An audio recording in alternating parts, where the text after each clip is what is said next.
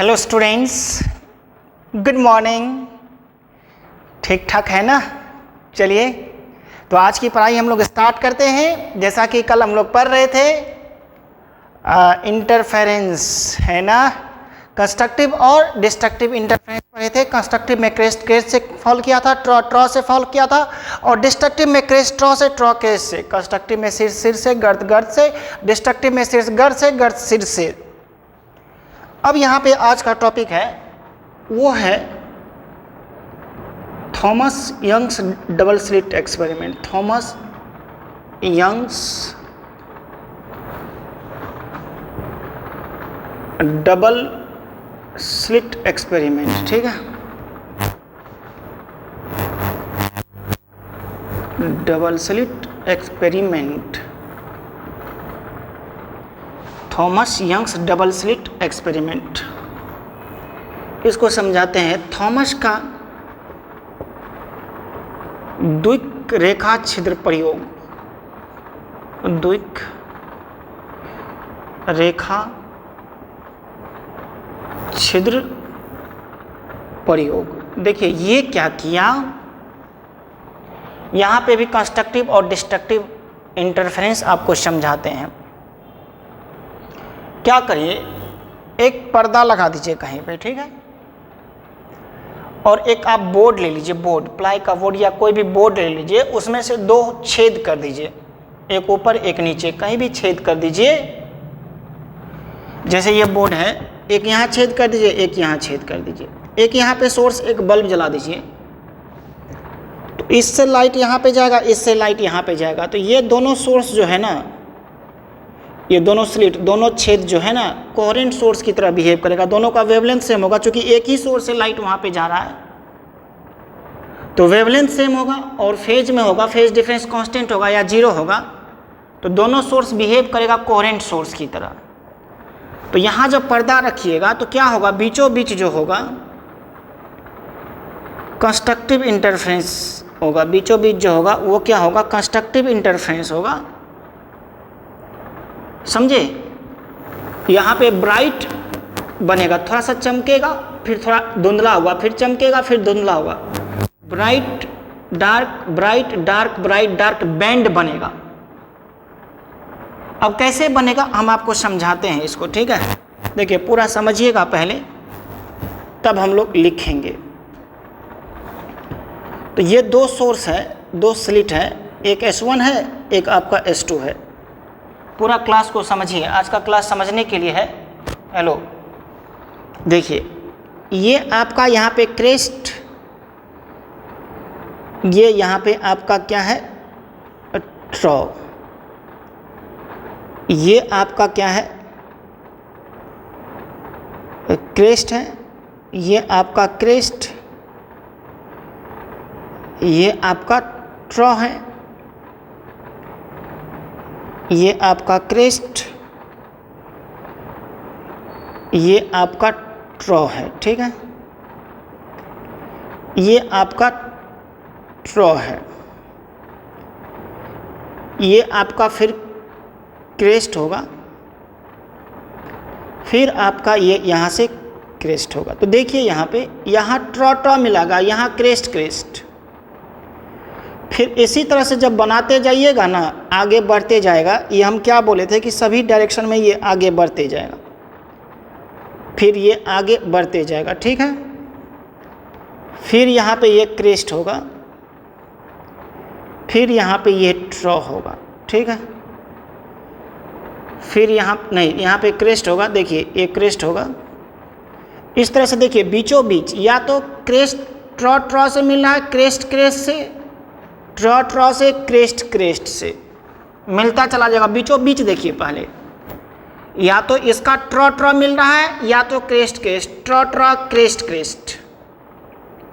तो जब ट्रॉ ट्रॉ crest crest मिलेगा, कल भी हम लोग देखे थे, ये देखिए ये क्रेस्ट है, ये क्रेस्ट है। तो ये क्रेस्ट क्रेस्ट, ये ट्रॉ ट्रॉ मिल रहा है। तब यहाँ पे देखिएगा ये क्रेस्ट है, ये क्रेस्ट है, दोनों क्रेस्ट मिल करके ये बड़ा क्रेस्ट हो जाएगा, ये दोनों ट्रॉ मिल करके बड़ा ट्रॉ हो जाएगा। और इंटेंसिटी जो होगा वो दोनों के सम से अधिक होगा। तो ये पर्दा यहाँ पे डाले हुए हैं, तो यहाँ मिलता जाएगा मिलता जाएगा मिलता जाएगा, तो यहाँ पे ये एक फ्रिंज बनेगा, एक बैंड बनेगा जो कि ब्राइट बैंड बनेगा, चमकेगा वो, क्योंकि कंस्ट्रक्टिवली इंटरफेरेंस हुआ है। अब जब इसके जस्ट ऊपर जाइएगा या उसके नीचे जाइएगा तो देखिए यहाँ क्रेस्ट ट्रॉस मिल रहा है, क्रेस्ट ट्रॉस मिल रहा है, क्रॉस से कट करिए, ये क्रॉस काटते जाइएगा तो ये क्रेस्ट ट्रॉस मिलता जाएगा, यहाँ जाके क्रेस्ट ट्रॉस मिला। तो अब देखिए जब बराबर रहेगा, सोचिए इधर समझिएगा, ये क्रेस्ट है, ये ट्रॉ है, ये क्रेस्ट है, तो ये ट्रॉ और ये क्रेस्ट से मिलेगा तो ये जीरो हो जाएगा। जब बराबर बराबर एम्पलीट्यूड है तो ये जीरो हो जाएगा, और जब जीरो हो जाएगा तो ये डार्क बनेगा, ये ब्राइट बना, ये डार्क, फिर क्या बनेगा ब्राइट, फिर क्या बनेगा डार्क, इधर नीचे भी डार्क, फिर क्या हो गया ब्राइट, फिर क्या हो गया डार्क। मतलब क्या हुआ, जब दो स्लिट हुआ, दो कोहेरेंट सोर्स हुआ, दोनों से जब लाइट गया तो बीचों बीच मिडल में बैंड बना, तो वो बैंड बना ब्राइट बैंड, फिर उसके अल्टरनेट डार्क, फिर ब्राइट, फिर डार्क, फिर ब्राइट बनता चला गया। यहाँ ब्राइट क्यों बना, क्योंकि क्रेस्ट क्रेस्ट से कंबाइन किया, ट्रॉ ट्रॉ से कंबाइन किया तो कंस्ट्रक्टिव इंटरफेरेंस हुआ। फिर उसके ऊपर में क्रेस्ट ट्रॉ से ट्रॉ क्रेस्ट से डिस्ट्रक्टिव इंटरफेरेंस हुआ, वहाँ पे बैंड जीरो हो गया, उसका इंटेंसिटी जीरो हो गया। फिर उसके ऊपर में कंस्ट्रक्टिव इंटरफेरेंस हुआ, ब्राइट बन गया, फिर डिस्ट्रक्टिव हुआ, डार्क बन गया। मतलब अल्टरनेट ब्राइट और डार्क बैंड बनता चला गया, और इसी को बोलते हैं हम लोग इंटरफेरेंस फ्रिंजेज, इंटरफेरेंस फ्रिंजेज कहते हैं, FRINGES, इंटरफेरेंस फ्रिंजेज कहते हैं इसको। ये जो हमारा स्क्रीन पे प्राप्त हुआ है अल्टरनेट ब्राइट और डार्क बैंड जो प्राप्त हुआ है, इसको हम लोग बोलते हैं इंटरफेरेंस फ्रिंजेज कहते हैं इसको। क्लियर है? तो बीच में क्या हुआ, बीच में क्यों ब्राइट बना, क्योंकि ये बढ़ता गया और क्रेस्ट से ट्रॉ से कंबाइन करता गया, समझ गए, और दोनों वहाँ जो वेव पहुँचा दोनों का फेज सेम रहा, तो कंस्ट्रक्टिव इंटरफेरेंस हुआ, तो वहाँ ब्राइट बना। उसके जस्ट ऊपर में डिस्ट्रक्टिव इंटरफेरेंस हुआ तो डार्क बना, फिर उसके ऊपर में कंस्ट्रक्टिव इंटरफेरेंस हुआ तो ब्राइट बना। तो अल्टरनेट डार्क और ब्राइट फ्रिंजेज, अल्टरनेट डार्क और ब्राइट बैंड वहाँ पे प्रोड्यूस हुआ, कहाँ पे, स्क्रीन पे। तो ये एक्सपेरिमेंटली दिखाया कंस्ट्रक्टिव और डिस्ट्रक्टिव इंटरफेरेंस को, मतलब इंटरफेरेंस को ये थॉमस जो है एक्सपेरिमेंटली डेमोस्ट्रेट किया, समझ गए। मतलब in 1801 Thomas Young's demonstrated the interference of light,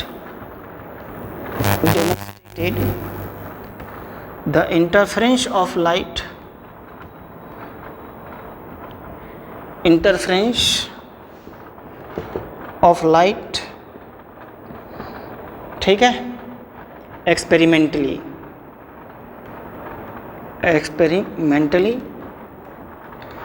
figure shows the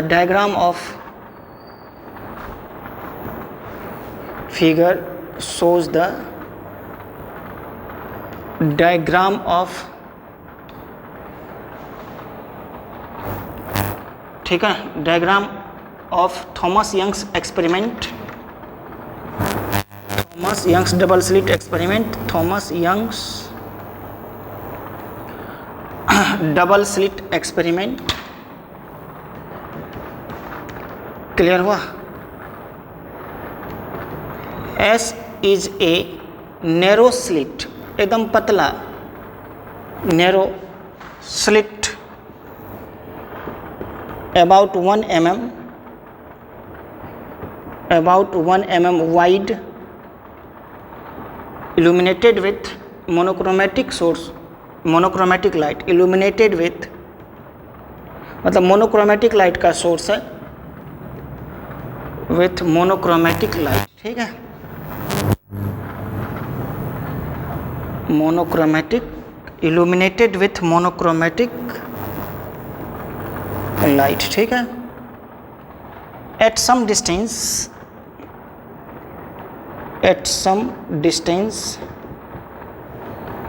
about 10 centimeter,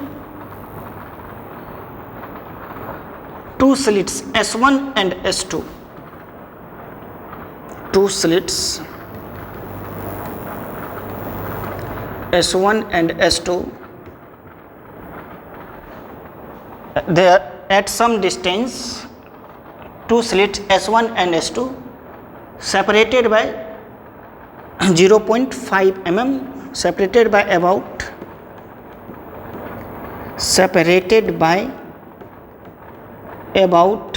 0.5 mm, ठीक है ना, equidistant from the source S, at equidistance या इक्विडिस्टेंट फ्रॉम द सोर्स, या at equal distance from the source S, at equal distance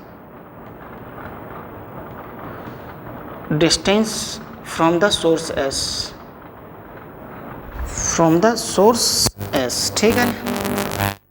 अब observation क्या किए पर्दे पर, पहले अब इसको हम फिगर ड्रॉ कर देते हैं, तब ऑब्जर्वेशन लिख लीजिएगा।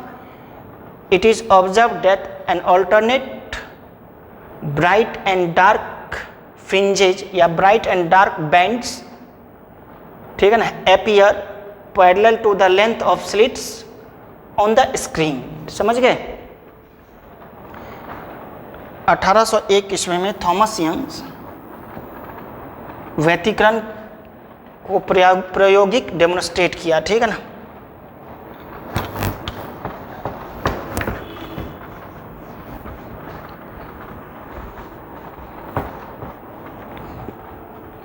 लिखिएगा 1801 में थॉमस यंग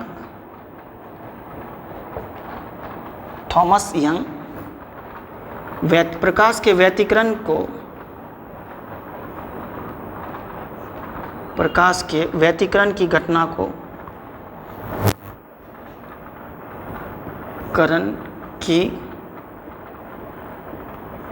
को प्रायोगिक रूप से डेमोन्स्ट्रेट किया, प्रायोगिक रूप से डेमोन्स्ट्रेट किया, ठीक है, किया। प्रयोग चित्र में थॉमस यंग्स के द्विक रेखा छिद्र प्रयोग के लिए, चित्र में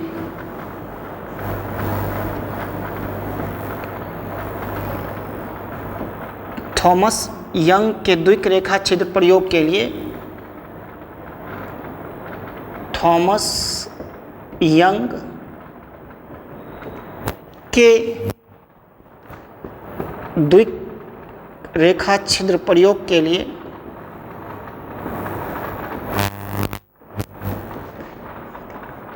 के लिए डायग्राम प्रदर्शित किया गया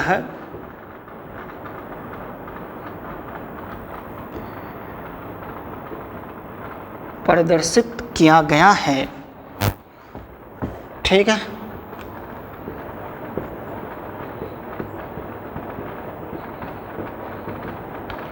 क्लियर है। अब यहाँ पे देखिएगा S एक नैरो स्रोत है, S एक नैरो स्रोत है। नैरो मतलब क्या, बहुत पतला, संकीर्ण, नैरो या संकीर्ण स्रोत है जिसकी चौड़ाई लगभग 1 mm है, जिसकी चौड़ाई लगभग 1 mm है, ठीक है। स्रोत S से समान दूरी पर, स्रोत S से समान दूरी पर दो छिद्र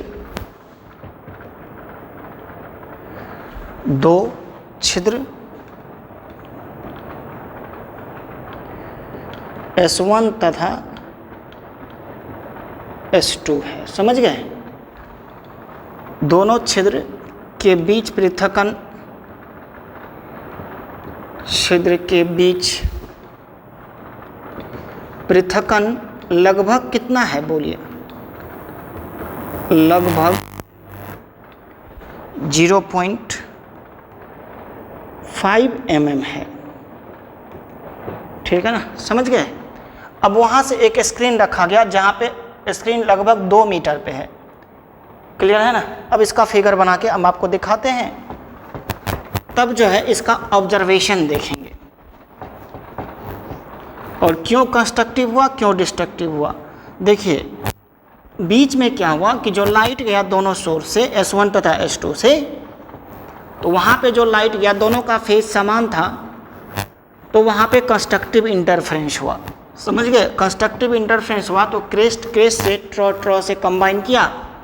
जब क्रेस्ट क्रेस्ट से कंबाइन करेगा ट्रॉ से करेगा तो कंस्ट्रक्टिव इंटरफेरेंस होगा। देखिए इसका फिगर जरा देख लीजिएगा, ये सोर्स S है, ये बराबर डिस्टेंस पे, ठीक है। ये स्लिट S1 है, ये स्लिट S2 है। अब यहाँ पे ये वेव फ्रंट जाएगा, तो ये जो हुआ ये देखिए, ये क्रेस्ट, ये क्या हो गया ट्रॉ, ये फिर क्रेस्ट हो जाएगा और ये क्या होगा, ये ट्रॉ हो जाएगा, ठीक है। ये फिर क्रेस्ट हो जाएगा,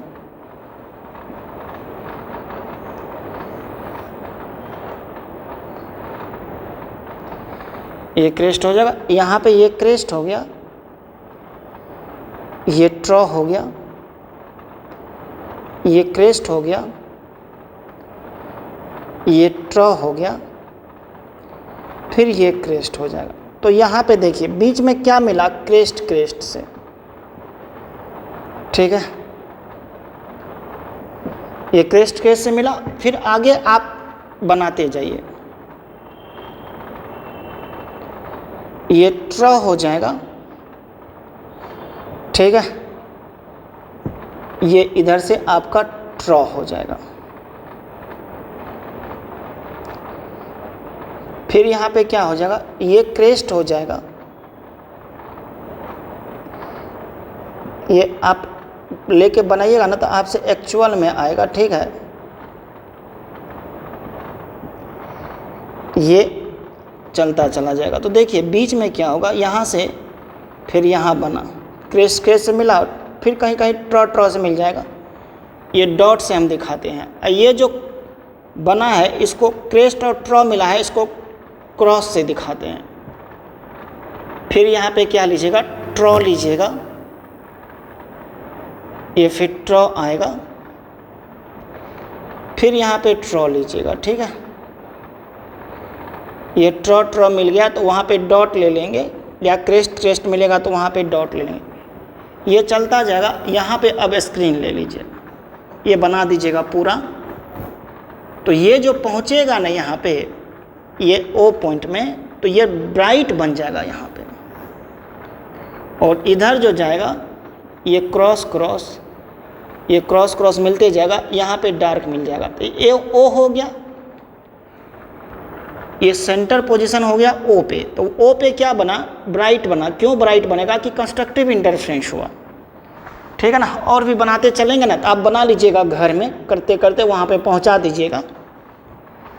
तो ऑब्जर्वेशन यहाँ पे क्या लिखिएगा, देखिए ऑब्जर्वेशन जो लिखिएगा क्या लिखिएगा, इट इज ऑब्जर्व्ड दैट, क्या लिखिएगा, N a series of alternate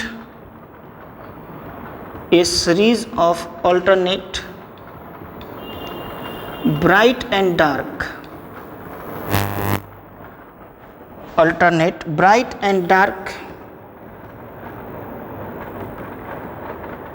fringes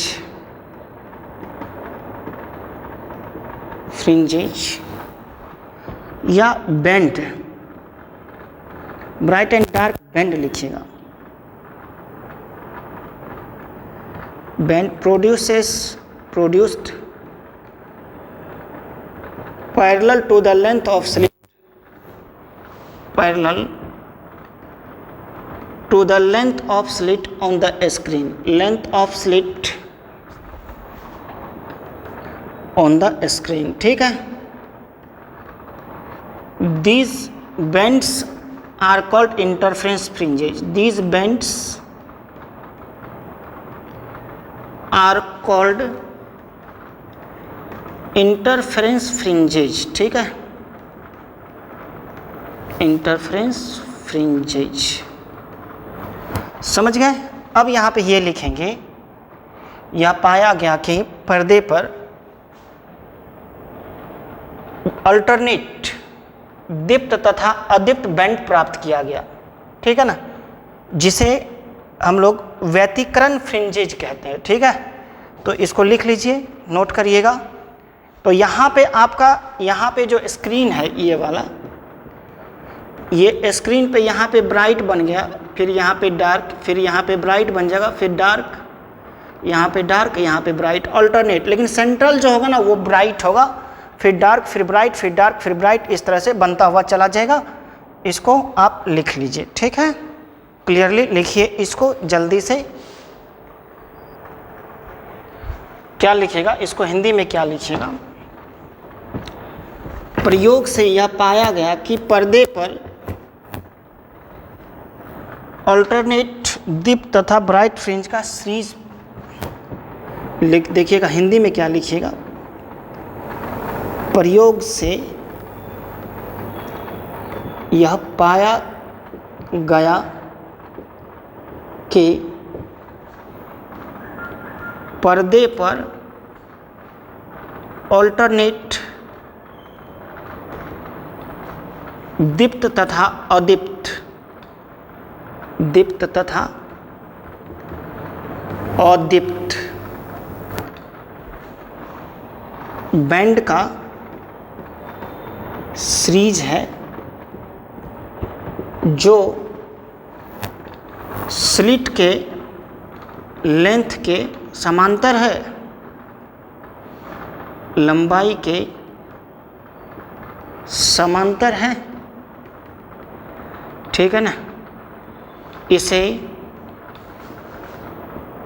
व्यतिकरण फ्रिंजेज कहते हैं, इसे व्यतिकरण फ्रिंज कहते हैं, ठीक है। अब जो है क्यों वहाँ पे बना, यहाँ पे जो स्लिट S1 तथा S2 से जो पहुँचा वहाँ पे O पॉइंट पर, उसका फेज सेम था, तो वहाँ पे कंस्ट्रक्टिव इंटरफेरेंस हुआ, तो ब्राइट फ्रिंजेज प्राप्त हुआ, समझ गए। तो यहाँ पे हम लिखते हैं, देखिएगा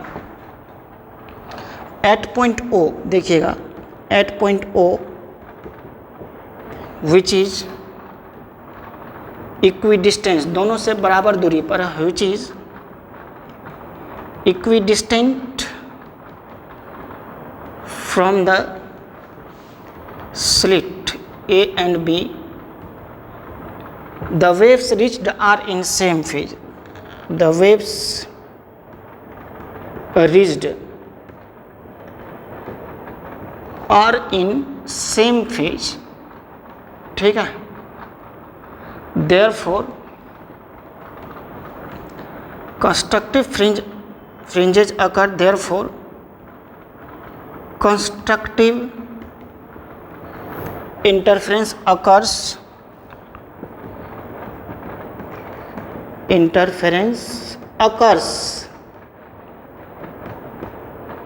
at point O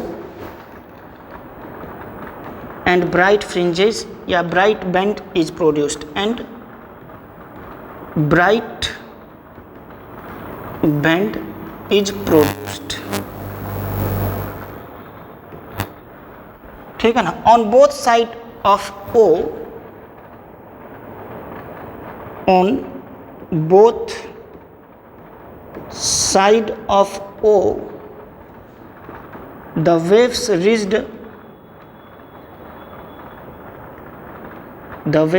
reached having phase difference या having path difference lambda by 2 या having phase difference pi, therefore destructive interference occurs, reached having phase difference pi, phase difference क्या लिखेगा, पाई। देयरफॉर, दिख रहा है क्या, देयरफॉर, देखेगा ये लाइन हम ऊपर में लिख देते हैं।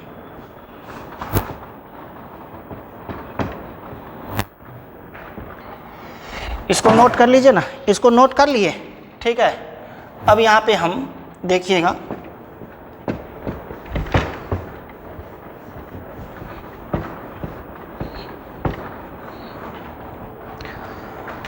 On both side of O, the waves reached having path difference lambda by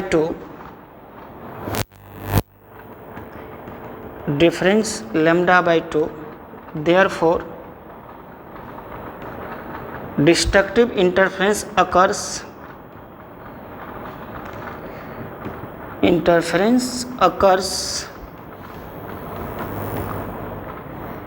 and dark fringe is observed, and dark fringe या बैंड लिखिएगा, डार्क बैंड इज प्रोड्यूस्ड। समझ गए, देखिएगा स्रोत या स्लिट छिद्र S1 तथा S2 से समान दूरी पर O पर जो तरंग पहुंचती है जिसका फेज समान है, अतः बिंदु O पर संतोषी व्यतिकरण होता है और डिप फ्रिंज का निर्माण होता है। हिंदी में लिख देते हैं, देखिएगा पर्दे के बिंदु O पर, जो कि लिखिएगा ऐसा, पर्दे के बिंदु O पर जो कि स्लिट छिद्र मतलब छिद्र A तथा B के से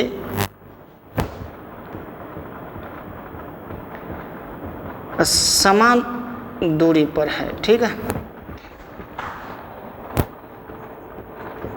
समान दूरी पर है, जो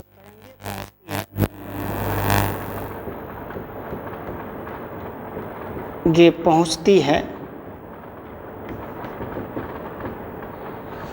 उनका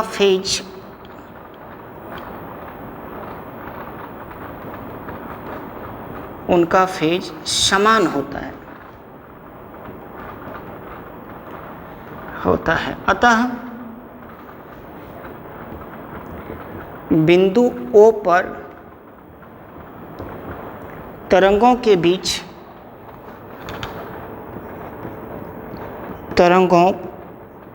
के बीच संतोषी व्यतिकरण होता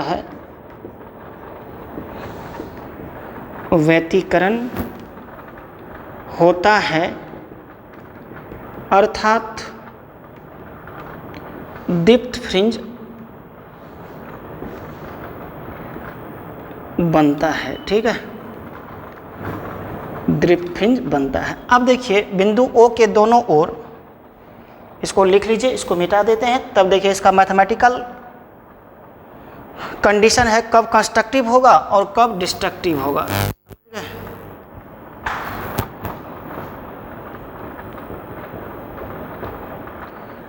अब यहाँ पे देखिएगा, इसको मिटा देते हैं, देखिए बिंदु O के दोनों ओर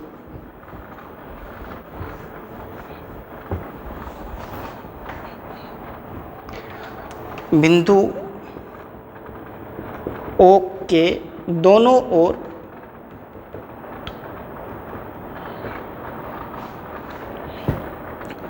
जो तरंगें पहुंचती हैं उनके बीच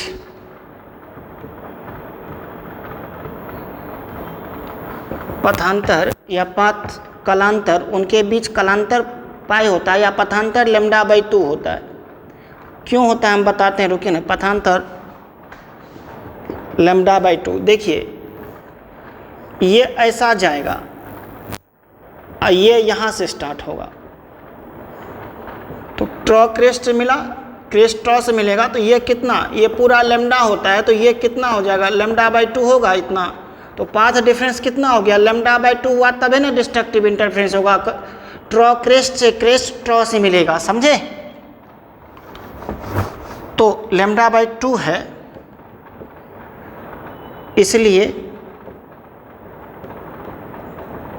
तरंगों के बीच विनाशी व्यतिकरण होता है, विनाशी व्यतिकरण होता है अर्थात क्या होता है बोलिए, अर्थात अदीप्त फ्रिंज बनता है, अदीप्त फ्रिंज बनता है, समझ गए, ये हो गया। अब जो है, अब इसका कंडीशन बताते हैं, कब कंस्ट्रक्टिव, कब डिस्ट्रक्टिव, कब कंस्ट्रक्टिव, कब डिस्ट्रक्टिव, कब ब्राइट बनेगा, कब डार्क बनेगा, इसको मैथमेटिकल ट्रीटमेंट करते हैं, ठीक है।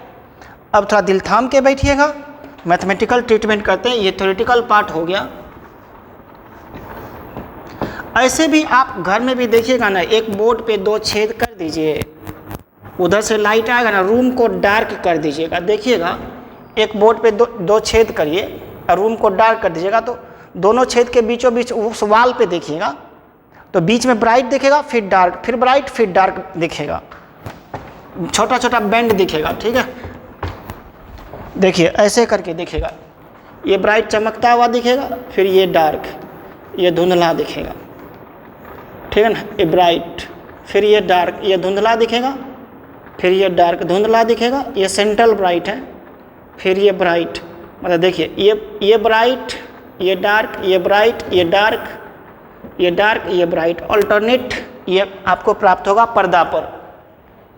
तो यहाँ पे देखिएगा जो हेडिंग बनाते हैं, मैथमेटिकल ट्रीटमेंट हम कहते हैं, समझिएगा क्या हेडिंग है, condition for constructive and destructive interference, ठीक है। डिस्ट्रक्टिव इंटरफेरेंस, कब कंस्ट्रक्टिव होगा, कब डिस्ट्रक्टिव होगा, ये आपको सिखाते हैं। संतोषी तथा विनाशी व्यतिकरण के लिए शर्त, संतोषी तथा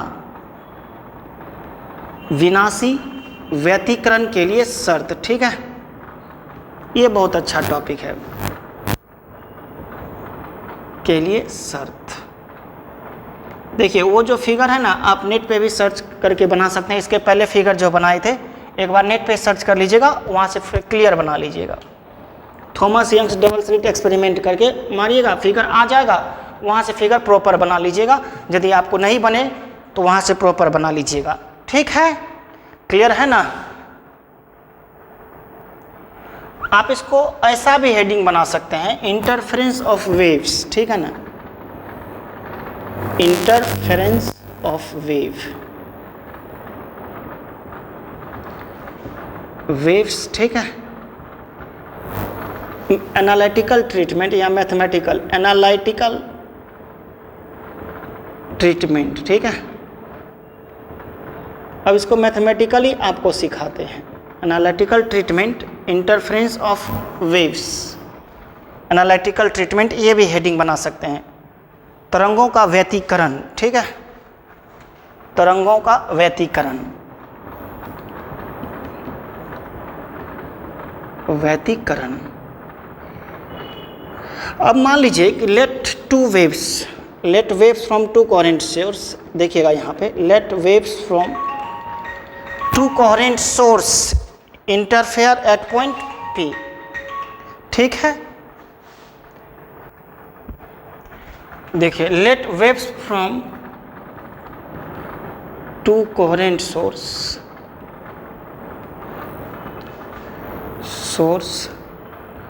S1 and S2 interfere at point P, interfere at point P on the screen, ठीक है। On the screen. माना दो कला संबद्ध स्रोत, कला संबद्ध स्रोत से उत्सर्जित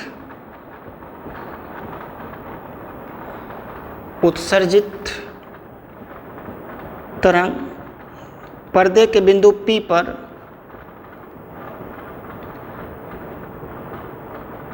पर इंटरफेयर करती है या P पर अध्यारोपित होती है।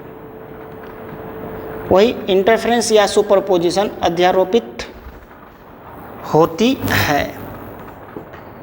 अब देखिए, मान लीजिए कि ये आपका दो सोर्स है, S1 और ये आपको S2, ये पॉइंट बीच से है, ये आपको स्क्रीन है, ये यहाँ से जा कर के क्या करता है, इंटरफेयर करता है।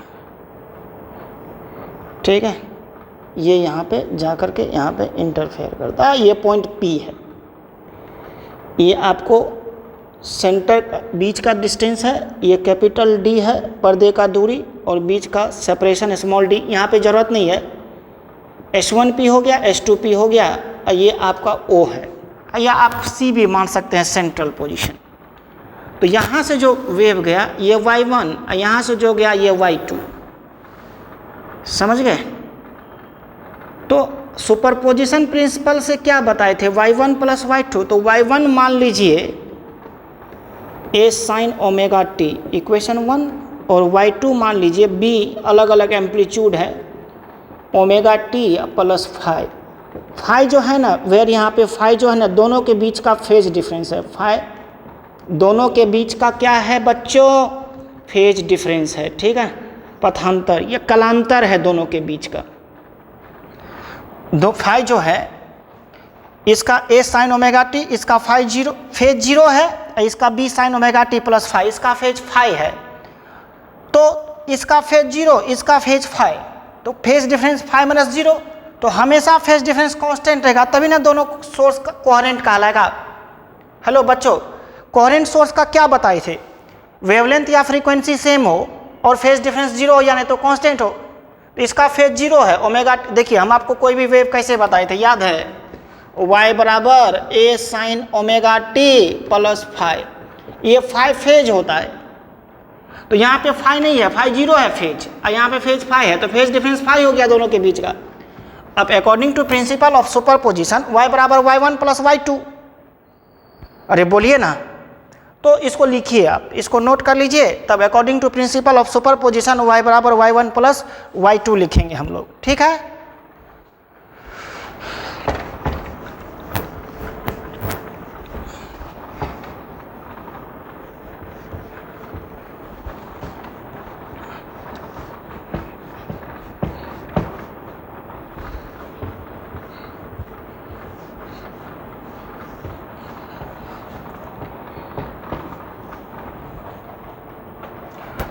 according to principle of superposition,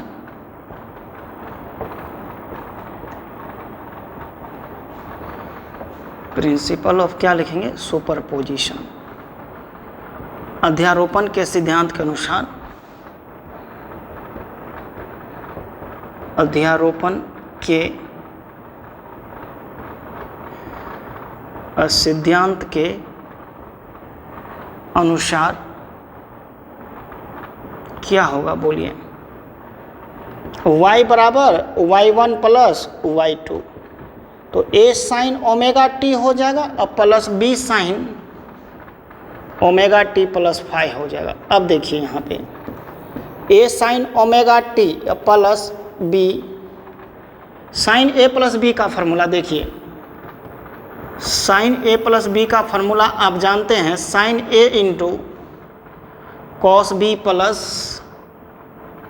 cos A into sine B। तो sine omega t into cos phi plus cos omega t into sine phi है, होगा। साइन A प्लस B का formula sine A into cos B या plus cos A into sine B। तो a sine omega t plus b sine omega t into cos phi plus b cos omega t into sine phi. अब देखिए यहाँ पे sign omega T common ले लीजिए, लिए a plus B cos phi हो जाएगा। अब plus B cos omega t into sine phi हो जाएगा। अब ये जो फाइनल वेव आया, ये फाइनल वेव सुटेबल फॉर्म में नहीं है, ठीक है, फाइनल वेव सुटेबल फॉर्म में नहीं है, ठीक। एक मिनट रुकिएगा। हाँ देखिए ना, ये सुटेबल फॉर्म में नहीं है। देखिए हमारा होना क्या चाहिए, देखिए कोई भी वेव होगा ना तो उसमें amplitude, sinusoidal, omega T, phase, क्या क्या होना चाहिए उसमें। देखिए एम्पलीट्यूड होना चाहिए, एंगुलर फ्रीक्वेंसी होना चाहिए, फेज होना चाहिए, टाइम होना चाहिए।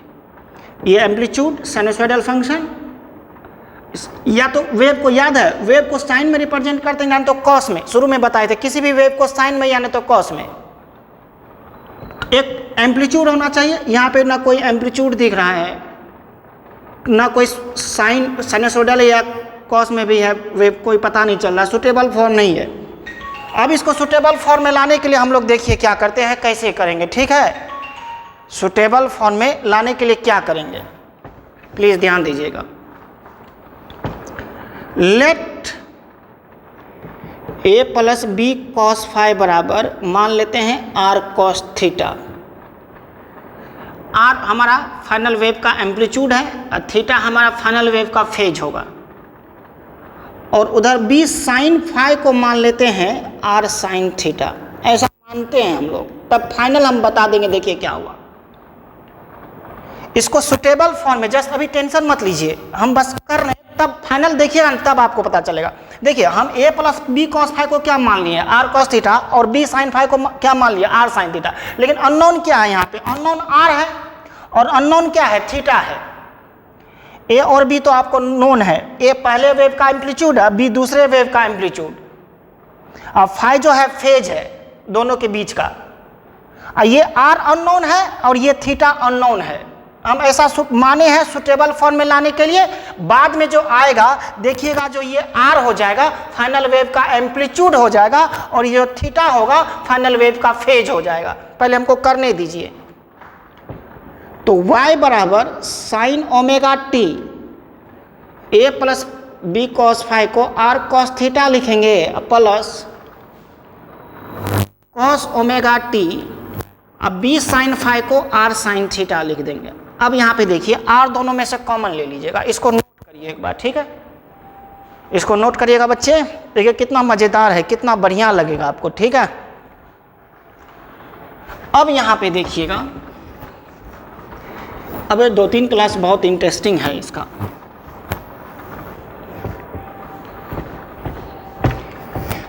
अब यहाँ पे देखिएगा, y बराबर r बाहर ले लीजिए, तो sine omega t into cos theta plus cos omega t into sine theta. अब देखिए sine a into cos b plus cos a into sine b, अब ये हो जाएगा r sine a plus b omega t plus theta, यानी y equal to r sine omega t plus क्या हो जाएगा, थीटा हो जाएगा। समझ गए। अब ये r क्या हुआ, वेयर ये सुटेबल फॉर्म में, अब देखिए आ गया, r क्या हुआ, फाइनल वेव का एम्पलीट्यूड हुआ और थीटा फाइनल वेव का फेज हुआ। एम्पलीट्यूड ऑफ फाइनल वेव, देखिए एम्पलीट्यूड ऑफ रिजल्टेंट वेव या फाइनल वेव, जो मिल करके वेव बनेगा, जो दोनों पर्दा पर मिला, S1 से जो गया और S2 से गया, दोनों पर्दा पर मिला तो नया वेव बनेगा। उस नया वेव का एम्पलीट्यूड क्या हुआ, r हुआ, मतलब परिणामी तरंग का आयाम। अब इसको निकालना है, ये अननोन है, परिणामी तरंग का आयाम, और थीटा जो हो गया phase of final wave, phase of क्या, फाइनल वेव। क्लियर हुआ, परिणामी तरंग का फेज, परिणामी तरंग का फेज, दोनों आपको क्या है, अननोन है। अब दोनों आप कैसे निकालेंगे, जो इक्वेशन 1 और 2 माने थे अभी जस्ट, उसको स्क्वायर करके ऐड कर दीजिए, तब देखिएगा आर निकल जाएगा और थीटा निकल जाएगा। दोनों अननोन है। आर है क्या, फाइनल वेव का एम्पलीट्यूड, और थीटा क्या है, फेज है फाइनल वेव का। हेलो बच्चों, स्क्वायरिंग एंड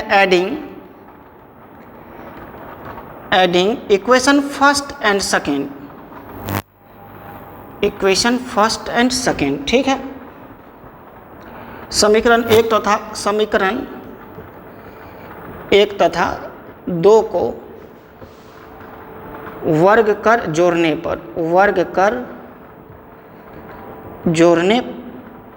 पर समझ गए। अब वहाँ पे क्या करिएगा, वहाँ पे क्या था, a plus B cos phi का whole square plus B sine phi का होल बराबर R square cos square theta plus R square sine square theta. समझ गए। अब इसको क्या लिखिएगा, A square B square cos square phi plus 2ab cos phi plus B square sine square phi equal to R square common ले लीजिए, sine square theta plus cos square theta. अब sine square theta plus cos square theta 1 हो जाएगा। अब यहाँ पे देखिए A square plus B square cos square phi, इसको यहाँ पे ले लीजिए B square sine square phi अब प्लस 2ab कॉस फाई, अब बराबर क्या हो जाएगा आर स्क्वायर। अब ये बी स्क्वायर कॉमन ले लीजिएगा तो cos square phi plus sine square phi 1 हो जाएगा। अब देखिए इसका अगला स्टेप करके दिखाते हैं। पहले इसको लिखिएगा, नोट करिएगा, जरा सा जल्दी से नोट कर लीजिए। हेलो बच्चों, नोट करिए जल्दी से, ठीक। अब यहाँ पे देखिएगा कितना अच्छा लगेगा, ये बहुत ही अच्छा चीज़ है। हम आपको बोले थे ना सुपर पोजिशन में कि डिस्प्लेसमेंट जो है वेक्टर सम के बराबर होता है, जो अभी आपको दिख जाएगा कैसे होता है, ठीक है। अब यहाँ पे A square plus B square common ले लीजिए तो cos square phi plus sine square phi plus 2ab cos phi बराबर क्या लिखिएगा आर स्क्वायर। तो आर स्क्वायर बराबर ए स्क्वायर, ये तो 1 हो जाएगा, plus B square plus 2ab cos phi. तो आर बराबर क्या होगा, रूट अंडर, देखिए A square plus B square plus 2ab cos phi. समझ गए। यानी फाइनल वेव का एम्पलीट्यूड देखिए क्या निकला, यही ना, A square plus B square plus 2ab cos phi. याद है हम वेक्टर में भी करते थे क्या, रिजल्टेंट बराबर root under p square plus q square plus 2pq cos theta. याद है, शायद आपको याद होगा। तो ये देखिए वेक्टर सम को शो कर रहा है, ये ट्रायंगल ऑफ एडिशन। अरे बोलिए ना, ये ट्रायंगल ऑफ एडिशन हो गया ना, A square plus B square plus 2ab cos phi. अब एक अननोन बच गया थीटा, ये फाइनल वेव का एम्पलीट्यूड हो गया, कितना हो गया, एम्पलीट्यूड निकाल के रख लिए, root under A square plus B square plus 2ab cos phi का रूट अंडर। समझ गए। अब जो है हम क्या करेंगे, कंडीशन फॉर कंस्ट्रक्टिव और डिस्ट्रक्टिव था, लेकिन यहाँ पे थीटा एक अननोन रह गया है। थीटा को भी हम आपको निकाल के दिखा देते हैं। आप क्या करिए, सेकेंड को फर्स्ट से डिवाइड कर दीजिए, ठीक है। इक्वेशन सेकेंड को इक्वेशन फर्स्ट से डिवाइड कर दीजिए। तो सेकेंड क्या था,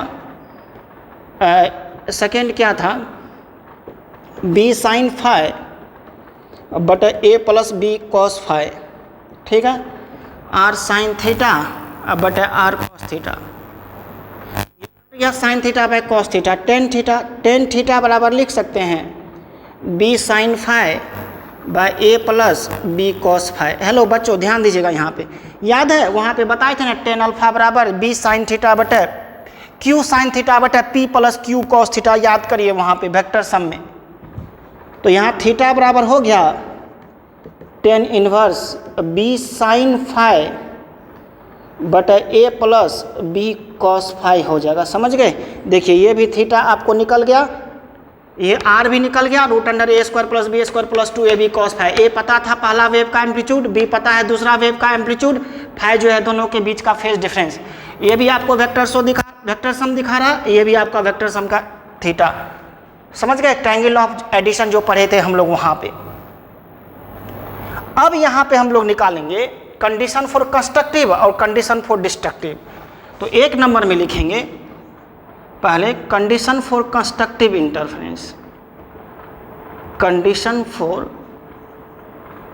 कंस्ट्रक्टिव इंटरफेरेंस, ठीक है, इंटरफेरेंस संतोषी व्यतिकरण के लिए शर्त। यहाँ पे देखिएगा संतोषी व्यतिकरण के लिए शर्त। अब यहाँ पे इसको जो है कंडीशन फॉर कंस्ट्रक्टिव और पहले एक बार कंस्ट्रक्टिव के लिए निकाल लेते हैं और तब फिर हम लोग क्या करेंगे डिस्ट्रक्टिव के लिए करेंगे, 1 बाय 1 करेंगे। लेकिन आज जो है ना, आज यहाँ तक हम लोग छोड़ते हैं, क्योंकि कल जो आएंगे ना कल के क्लास में तो हम लोग इसको पूरा करेंगे एक स्लॉट में, तब आपको वहाँ पे समझ में आएगा। यहाँ तक थोड़ा कर देंगे फिर कल करेंगे तो समझ में नहीं आएगा। इसको 1 दिन पढ़ाने वाला ये चीज़ है, तब दिमाग में एकदम बैठ जाएगा, कभी निकलेगा नहीं। तो कंडीशन फॉर कंस्ट्रक्टिव और कंडीशन फॉर डिस्ट्रक्टिव, संतोषी के लिए क्या हो सकता है, विनाशी के लिए क्या हो सकता है, हम फाइनल निकाल के रख दिए हैं। ये आर क्या हुआ, फाइनल वेव का amplitude √a² + b² + 2ab cos φ, और जो ये थीटा हुआ फाइनल वेव का phase tan inverse b sin φ / a + b cos φ। अरे समझ गए बातों को क्या? तो यहाँ तक इसको आज हम रहने देते हैं बच्चों, कल आएंगे, कल हम उसको करेंगे तब और मज़ा आएगा। आज नहीं करेंगे, थोड़ा सा पूरा करेंगे कल हम लोग। तो आप सबों को बहुत बहुत धन्यवाद, thank you, bye bye, enjoy करिए, पढ़ाई करिए।